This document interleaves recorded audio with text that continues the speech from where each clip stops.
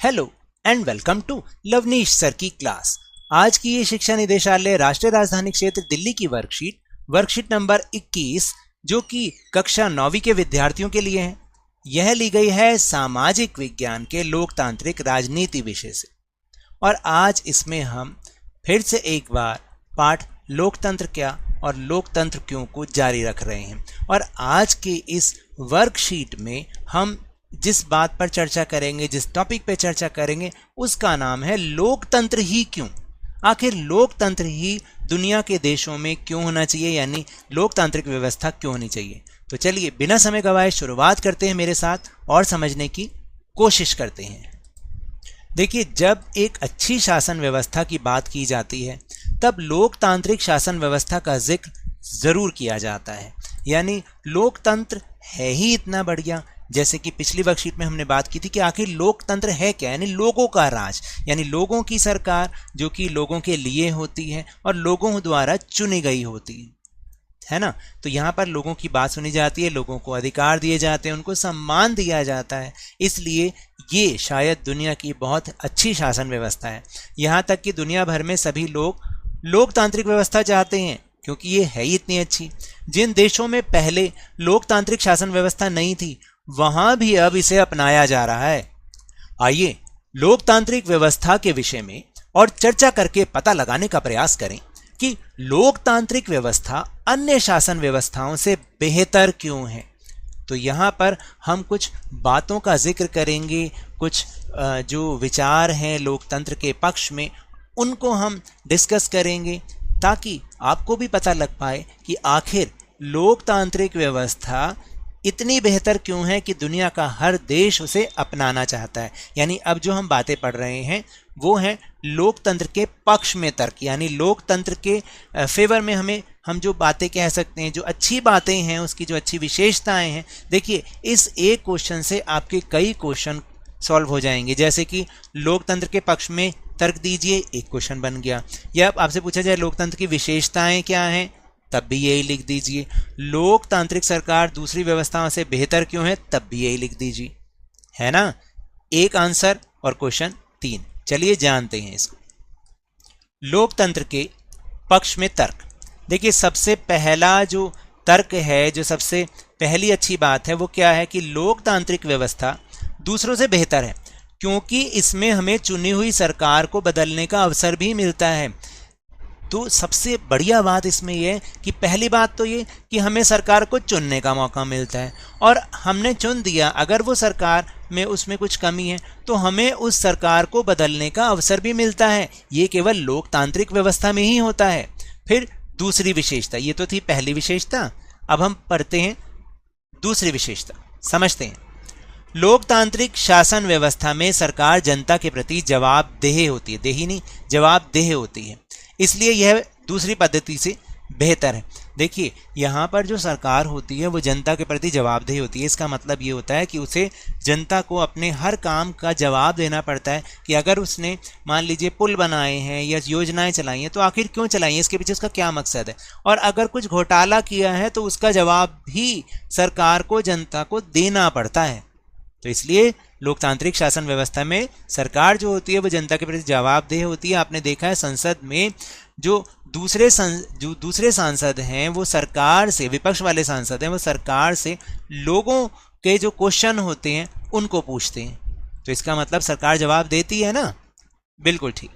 फिर तीसरा तर्क क्या है, लोकतंत्र में ज्यादा लोग चर्चा में भाग लेते हैं जिससे गलतियों की गुंजाइश कम होती है और बेहतर निर्णय लेने की संभावना बढ़ती है। आपने देखा होगा संसद में इतने सारे लोग, जब भी कोई कानून बनाया जाता है तो उसमें पक्ष वाले लोग यानी सरकार के लोग और विपक्ष के लोग सभी उसमें भाग लेते हैं, खूब चर्चा करते हैं। तो इससे क्या होता है कि किसी भी निर्णय को लेने में गलतियों की गुंजाइश कम होती है और बेहतर निर्णय लेने की संभावना बढ़ जाती है। फिर अगला तर्क है कि लोकतंत्र मतभेदों और टकरावों को संभालने का तरीका उपलब्ध कराता है। देखिए, हमारा देश विविधताओं से भरा हुआ देश है, ठीक है। अब यहाँ पर इतने धर्मों के लोग रहते हैं, इतनी भाषा बोलने वाले लोग रहते हैं, तो किसी न किसी बात पर अगर उनकी इच्छाएं या उनके जो भी कल्याण की चीज़ें हैं, उनके फायदे की चीज़ें, अगर सरकार उनको नज़रअंदाज कर दे तो क्या होगा कि आपस में लड़ाइयाँ होगी। लेकिन लोकतंत्र में जब सरकार बनाई जाती है तो सभी को बराबरी का मौका दिया जाता है, तो इससे उनके बीच होने वाले मतभेद और टकराव अपने आप ठीक हो जाते हैं।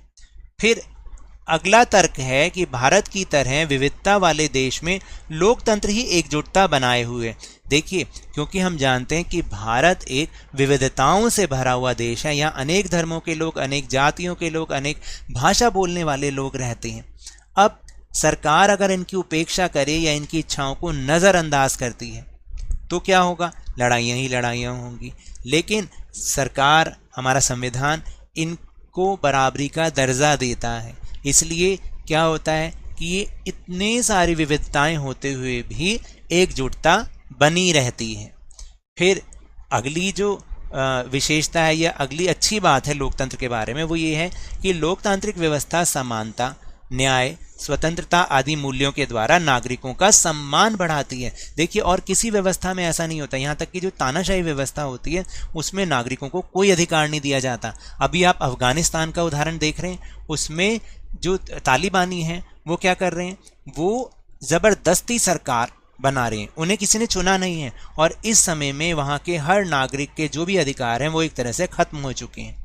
लेकिन जो लोकतांत्रिक व्यवस्था है जो कि भारत में, वहाँ पर क्या होता है, सभी नागरिकों को समानता दी जाती है, न्याय दिया जाता है और स्वतंत्रता भी मिली हुई है। इन सब मूल्यों के द्वारा क्या हो रहा है, नागरिकों का सम्मान बढ़ रहा है क्योंकि उन्हें अधिकार मिले हुए। अब आपको समझ में आया कि ये दूसरी व्यवस्थाओं से बेहतर क्यों है। फिर अब हम अगले टॉपिक के बारे में जानकारी प्राप्त करेंगे। देखिए, जो हर व्यवस्था होती है वो 100% तो सही हो नहीं सकती, क्योंकि इस दुनिया में कोई भी ऐसा नहीं है, ना कोई व्यक्ति, ना कोई व्यवस्था, ना कोई संस्थान जो कि 100% सही हो। उसमें कुछ ना कुछ कमियां ज़रूर होती हैं। इसलिए लोकतंत्र में कुछ कमियां भी हैं। वो क्या हैं, तो अब हम उसके बारे में जानकारी हासिल करेंगे कि लोकतंत्र के खिलाफ कुछ तर्क। देखिए, क्या होता है, लोकतंत्र में हमेशा क्या होता है, नेता बदलते रहते हैं, तो इससे अस्थिरता पैदा होती है। यानी कि आपने देखा है हर 5 साल के बाद सरकार बदलती है, तो सरकार के जो नेता होते हैं वो भी बदल जाते हैं। मान लीजिए कोई नेता आपके क्षेत्र के हैं जिन्होंने आपके यहाँ विकास कार्य शुरू कराया हो, लेकिन 5 साल बाद जब वो बदल जाते हैं, कोई दूसरे नेता आते हैं या दूसरी सरकार आती है, तो वो पहले वाले विकास कार्यों को बंद करवा के अपने खुद के नए कार्य शुरू करवाने लग जाते हैं। तो इससे क्या होता है, अस्थिरता पैदा होती है। यहाँ सिर्फ सत्ता का खेल मुख्य होता है, जिससे इसमें नैतिकता की कोई जगह नहीं होती। देखिए, यहाँ पर सिर्फ पावर गेम क्या है कि कुर्सी जीतनी है किसी तरीके से, तो नैतिकता नहीं होती। यानी बाय हुक और बाय क्रुक आपको जीतना ही जीतना है, चाहे आपको उसके लिए कुछ भी करना पड़े। फिर दूसरी बुरी बात क्या है कि लोकतांत्रिक व्यवस्था में इतने सारे लोगों से बहस और चर्चा करनी पड़ती है कि कोई भी फैसला लेने में देरी हो जाती है। तो जैसे अभी हमने समझा कि बहुत सारे लोगों से चर्चा करते हैं तब बेहतर फैसले लेते हैं, लेकिन इसमें कई बार बहुत देर भी हो जाती है क्योंकि इतने सारे लोगों से बहस और चर्चा करनी पड़ती है। फिर तीसरा है कि लोकतंत्र में चुनावी लड़ाई महत्वपूर्ण और बहुत खर्चीली होती है, जिसके कारण भ्रष्टाचार फैलता है। देखिए, आपने भी देखा होगा चुनाव लड़ना फिर अपना प्रचार करना कितना महंगा होता है या नहीं होता। लेकिन अगर कोई ईमानदारी से लड़े तो देखिए उसके पास इतना पैसा ही नहीं है, तो इसलिए भ्रष्टाचार होता ही होता है। फिर अगला है कि इस व्यवस्था में कभी कभी नेता सिर्फ अपने हितों को ध्यान में रखते हैं और जनता के हित का उनको पता ही नहीं होता कि उनका हित किस में है, जिससे कई बार गलत या खराब फैसले भी ले लिए जाते हैं। अब मान लीजिए कोई ऐसा व्यक्ति आपके क्षेत्र का नेता बन गया और जीत गया कि जिसको पता ही नहीं आपके क्षेत्र की समस्याएं क्या हैं, वो अपने बेकार के फैसले या अपनी तरफ से फैसले ले लेता है जो कि जिसकी आपको उस क्षेत्र को ज़रूरत भी नहीं है, तो वही वो करवाता है। तो इससे क्या होता है कि कई बार गलत फैसले या खराब फैसले भी वो ले लेते हैं। तो ये भी लोकतंत्र का एक जो है खिलाफ तर्क है, यानी एक उसकी बुरी बात है। तो चलिए अब हम चल रहे हैं प्रश्नोत्तर की ओर। पहला प्रश्न है कि भारत जैसे विविधता वाले देश में लोकतंत्र क्यों जरूरी है। तो देखिए, इसका उत्तर जानने का प्रयास करते हैं। अपना उत्तर हमेशा पॉइंट में लिखें तो ज्यादा अच्छा होगा। जैसे भारत विविधताओं से भरा हुआ देश है, एक पॉइंट। दूसरा, यहाँ अनेक धर्मों तथा भाषाओं को बोलने वाले लोग रहते हैं। और फिर तीसरा है कि सभी धर्मों के मानने वालों और भाषाओं को बोलने वाले लोगों को देश में बराबरी का दर्जा मिलता रहे, ठीक है, उनकी भागीदारी देश में बनी रहे। इसी के लिए लोकतंत्र बहुत जरूरी है, उनमें एकजुटता बनी रहे, इसलिए लोकतंत्र बहुत जरूरी है। फिर दूसरा प्रश्न है कि आपके अनुसार लोकतांत्रिक शासन व्यवस्था में क्या क्या कमियां हैं। देखिए, मैंने यहाँ पर केवल 3 ही पॉइंट लिखे हैं, कि लोकतंत्र में नेता बदलते रहते हैं, इससे अस्थिरता पैदा हो जाती है, जैसे अभी आपको समझाया। फिर दूसरा, यहाँ सिर्फ सत्ता का खेल ही मुख्य होता है, जिससे इसमें नैतिकता की कोई जगह नहीं होती है। फिर तीसरा है कि लोकतांत्रिक व्यवस्था में इतने सारे लोगों से बहस और चर्चा करनी पड़ती है कि कोई भी फैसला लेने में देरी हो जाती है। अब तीसरा प्रश्न है कि लोकतांत्रिक शासन व्यवस्था के पक्ष में अपने तर्क दीजिए, यानी उसके बारे में अच्छी बातें लिखनी है। पक्ष का मतलब होता है अच्छी बातें लिखनी है। तो पहला है कि लोकतंत्र में ज्यादा लोग चर्चा में भाग लेते हैं, जिससे गलतियों की गुंजाइश कम होती है और बेहतर निर्णय लेने की संभावना बढ़ती है, जैसा मैंने अभी आपको समझाया। फिर दूसरा है कि लोकतांत्रिक व्यवस्था समानता, न्याय, स्वतंत्रता आदि मूल्यों के द्वारा नागरिकों का सम्मान बढ़ाती है, उन्हें अधिकार देती है। और तीसरा है कि लोकतंत्र मतभेदों और टकराव को संभालने का तरीका उपलब्ध कराता है। तो ये 3 अच्छी बातें हैं लोकतांत्रिक शासन के बारे में, वो मैंने यहाँ पर लिखी। और फिर इसके बाद है चौथा प्रश्न कि क्या आपको लगता है कि लोकतांत्रिक शासन व्यवस्था औरों से बेहतर शासन व्यवस्था है? स्पष्ट कीजिए। तो देखिए, इसका उत्तर में मैंने 2 पॉइंट लिखे हैं। लोकतांत्रिक व्यवस्था दूसरों से बेहतर है क्योंकि इसमें हमें चुनी हुई सरकार को बदलने का अवसर भी मिलता है। और दूसरा है कि लोकतांत्रिक शासन व्यवस्था में सरकार जनता के प्रति जवाबदेह होती है, इसलिए ये दूसरी पद्धति से बेहतर है। ये पॉइंट मैं सारे आपको वर्कशीट में समझा चुका हूँ, इसलिए मैंने केवल यहाँ पर इसको पढ़ा।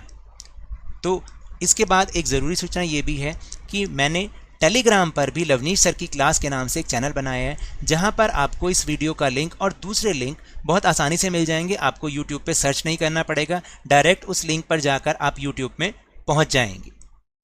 तो ये तो थी आज की वर्कशीट। अगर मेरे इस तरह समझाने से अब आपको समझ में आने लगा है तो इस चैनल और वीडियो को खूब लाइक दीजिए, शेयर कीजिए और सब्सक्राइब भी कीजिए। और जल्दी से जल्दी लवनीश सर की क्लास, जो कि आपका अपना चैनल है, इसके सब्सक्राइबर्स को 50K तक पहुंचाने की कोशिश कीजिए।